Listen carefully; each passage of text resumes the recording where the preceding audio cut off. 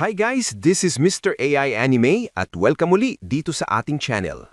Ito na mga tol, Sakamoto Days Chapter 246. Gaya ng dati, bago tayo magsimula, huwag kalimutang mag-subscribe at i-like ang video na ito dahil napakalaking tulong yan sa ating channel.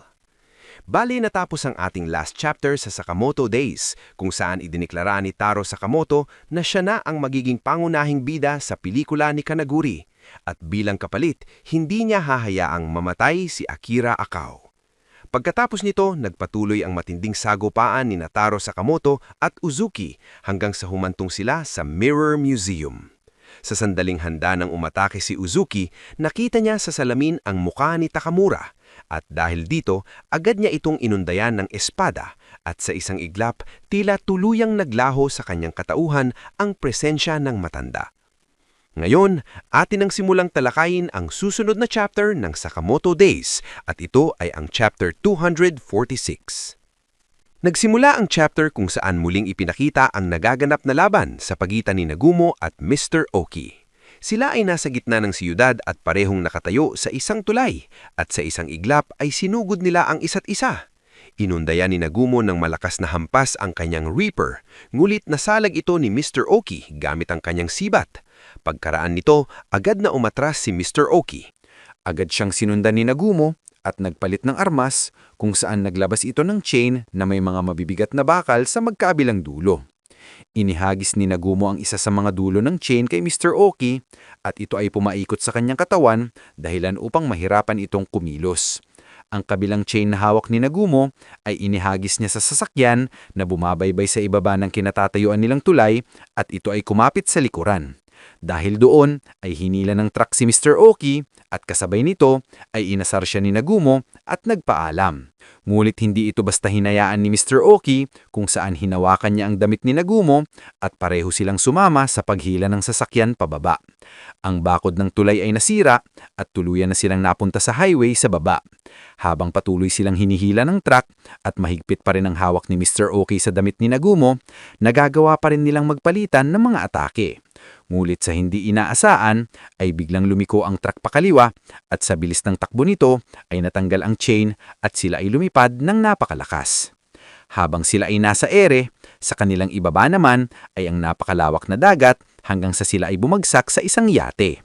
Kung saan may mga sibilyan na kumakain, si Nagumo ay bumagsak sa itaas ng kanilang hapagkainan at ang mga pagkain ay nagsitapunan.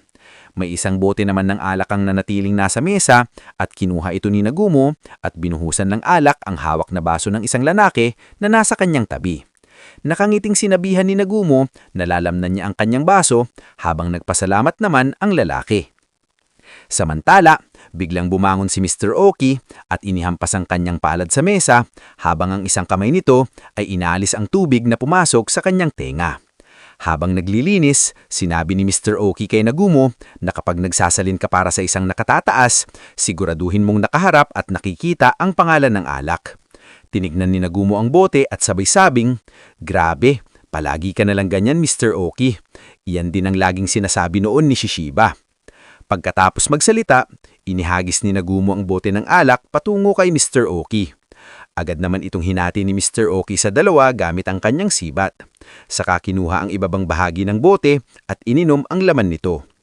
Samantala, patuloy na nagsasalita si Nagumo at binanggit na kahit hanggang ngayon, hindi ko pa rin ito maintindihan. Nagtataka ako kung bakit ang isang tulad mo, Mr. Oki, ay nasa panig ni X. Muling nagpalit ng sandata si Nagumo at naglabas ng dalawang patalim habang ang lalaki na nasa kanyang likuran ay hindi maintindihan ang nangyayari. Mabilis na sumugod si Nagumo at nagpaulan ng sunod-sunod na atake gamit ang mga patalim na hawak niya habang nagagawa naman itong pigilan ni Mr. Oki. Habang patuloy silang nagsasagupaan, sinasabi ni Mr. Oki na para saan pa ba gustong malaman. Babalik ka ba talaga kapag nakakuha ka ng ikasasaya mong sagot? Mahinahon namang tugon ni Nagumo na hindi. Kahit kaunti, hinding-hindi. Biglang tumigil sa pag-atake ang dalawa. Tumayo si Mr. Oki at inilagay ang kanyang mga kamay sa kanyang mga braso at seryosong ipinaliwanag na alam ni Nagumo. Ayokong tuluyang maglaho ang mga mahuhusay na asasin. Nagugulaan at hindi makuha ni Nagumo ang nais ipahiwatig ni Mr. Oki habang patuloy siyang nagsalita. At sinabi na gawin nating halimbawa si Osaragi. Kayang buhatin at kontrolin ng napakalaking circular na iyon gamit ang mga payat niyang braso na para bang balahibo lang. Ilang matitinding pagsasanay na kaya ang pinagdaanan niya. Ganon din kay Shishiba. Tsak na nag-ipon siya ng walang humpay na pag-aaral at pagsasanay araw at gabi upang maabot ang pinakamainam na solusyon, ang nail hammer. Kagandang pagmasda ng ganito kapino at dalisay na layuning pamatay. Binanggit ni Nagumo sa kanyang isipan na nababaliw na si Mr. Oki at binanggit na kunit paano naman ito sa makabagong lipunan. Patuloy na nababawasan ang bilang ng mga asasin. Sinabi ni Mr. Oki na ibig sabihin sa tradisyonal na paraan ng JAAA, ang mga kaanga-angang kasanayan sa propesyon na ito na labis kong minamahal ay unti-unting nawawala taon-taon. Tinanong ni Nagumo na hindi ba si X ang pumatay sa mga asasin. Maining na sinabi ni Mr. Oki na kung ang layunin ay ilubog ang lipunan sa kaguluhan at paramihin ang mga kontrata ng pagpatay, wala nang ibang pagpipilian kundi ang makipagsanib puwersa kay X. Sinabi ni Nagumo na hindi ko maintindihan iyon, habang inayos ni Mr. Oki ang kanyang salamin at binanggit na ayos lang iyon. Wala namang mahalaga. Hindi kailangang mag-isip ng hindi naman mahalaga ang isang asasin. Ipaubaya mo na lamang ang sarili mo sa isang malinaw at dalisay na layuning pamatay. Hindi ba't dapat ganun? Ang nais sabihin ni Mr. Oki, nakasabay ng pag-unlad ng makabagong panahon, ang pagsilbol ng advance na teknolohiya na halos tuluyan ng nagtaboy sa mga asasin palabas sa kanilang propesyon. Kung ipagpapatuloy ng JAAA ang tradisyonal nitong landas, mananatili sila sa mga anino at naglilingkod sa bugyeno, unti-unting buburahin ng agos ng panahon ang mga asasin.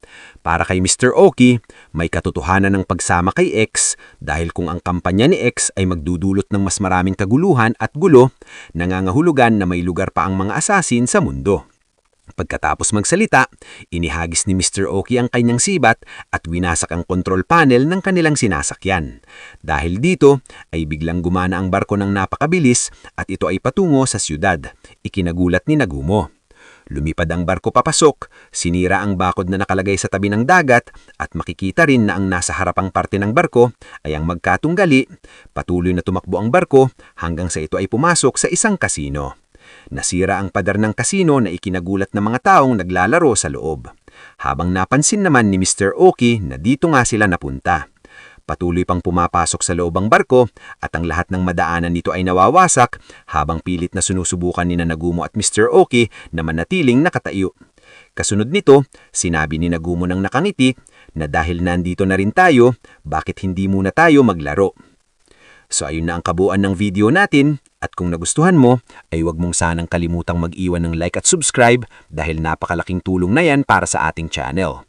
Maraming salamat. This is Mr. AI Anime and see you guys again on my next video.